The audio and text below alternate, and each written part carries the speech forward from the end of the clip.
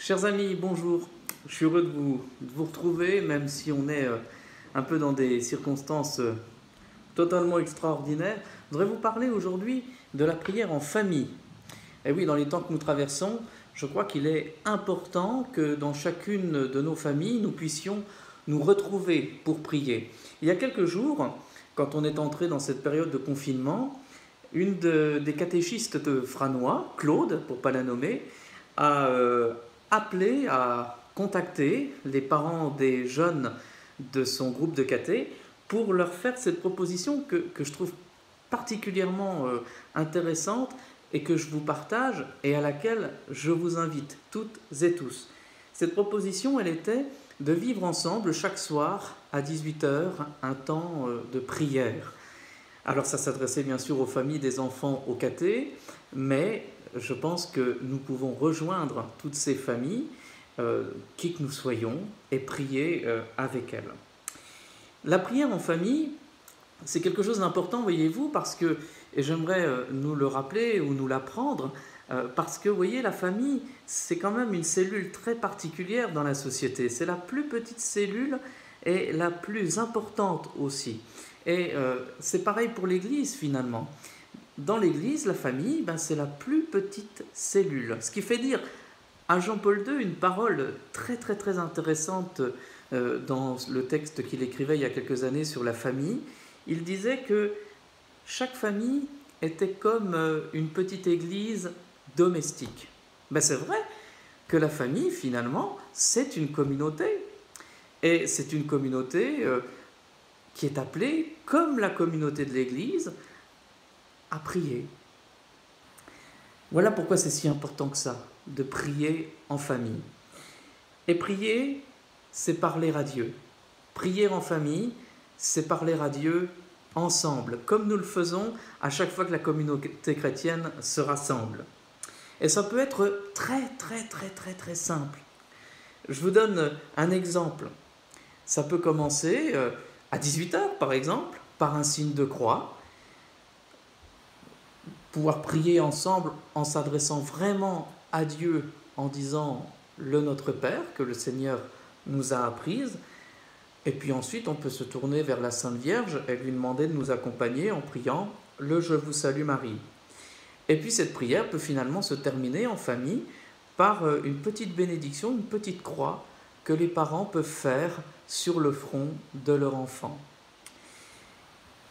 Alors à ce petit plan très simple de prière, on peut ajouter aussi quelques petites choses. Par exemple, la lecture d'un passage biblique.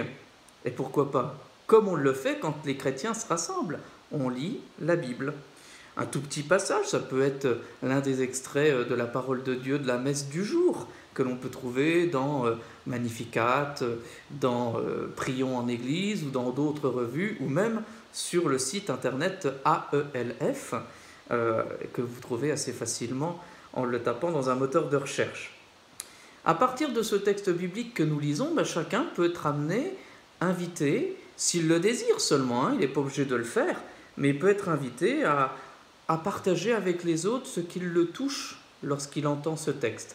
Ce qui peut être intéressant aussi, c'est quand on écoute, c'est de bien écouter ce que l'autre nous dit et de ne pas forcément entrer dans un débat, mais de recevoir simplement ce qu'il nous dit pour que ça vienne habiter également ma prière. On peut également, chacun, exprimer une intention plus personnelle, particulière de prière. Et Dieu sait que des intentions en ce moment, il y en a plein, on en a tous. Donc ne pas hésiter à le faire. C'est quoi une intention de prière ? Tout simplement, c'est dire pourquoi j'ai envie de prier. Quelle raison spécifique, quelle raison concrète me donne envie de prier. On peut dire merci aussi. Dire merci au Seigneur pour toutes les choses qu'on voit autour de nous, y compris dans ce contexte un peu particulier. Je voudrais vous parler très rapidement d'une manière de dire merci qu'on a un peu perdu dans nos familles françaises, et c'est finalement bien dommage. C'est ce qu'on appelle la prière du Bénédicité. Vous savez, c'est cette prière que l'on fait à chaque fois avant de manger pour dire merci au Seigneur. Ça a l'air un peu malheureusement désuet dans notre pays, on ne le fait plus beaucoup. Moi je sais que dans ma famille on ne le faisait pas du tout d'ailleurs. Mais je crois que c'est très important, vous voyez, quand on est devant son assiette, de pouvoir aussi se rappeler ensemble ben, grâce à qui on peut manger, grâce à qui on peut avoir des assiettes souvent bien chargées dans nos pays, hein, dans la plupart de nos familles. Hein. Ce n'est pas vrai partout bien sûr, mais on sait que dans nos pays, on a plus de facilité à ce niveau-là. Mais il est toujours important de dire merci au Seigneur, de dire merci au Seigneur pour ce que nous mangeons. Et puis, la liste n'est pas exhaustive, vous pouvez vous-même inventer plein de manières de prier. Prier en famille, c'est vraiment faire église, vraiment. Alors, soyez attentifs à toutes les invitations qui vous sont lancées et peut-être que quand vous êtes en famille, vous pouvez bien sûr prier tout seul, mais ça peut être intéressant une fois ou l'autre de faire ce geste-là de la prière ensemble. Et par exemple, eh bien, vous savez que le pape nous a invités demain, jour de l'Annonciation, le 25 mars, à prier à notre Père tous ensemble à 12 heures. Et aussi le pape a invité à une prière qui aura lieu à Rome devant la place Saint-Pierre totalement vide à 18 heures. Donc on peut rejoindre à ces deux horaires la prière de toute l'Église universelle et vivre ce temps-là en famille. Il y a aussi l'invitation des évêques de France pour ce 25 mars à prier à 19h30 en même temps que les cloches sonneront, les cloches de nos églises. Et prier comment ? En lisant l'évangile de la messe du 25 mars, c'est-à-dire le récit de l'Annonciation que l'on peut trouver dans l'évangile de Saint Luc. Et puis bien sûr, il y a les propositions de toutes nos catéchistes, et je rappelle donc celle de Claude, de prier ensemble un Notre Père, un Je vous salue Marie, chaque soir à 18h. Voilà la petite proposition pour aujourd'hui. Je vous retrouverai prochainement pour autre chose, et bien sûr pour la messe chaque jour.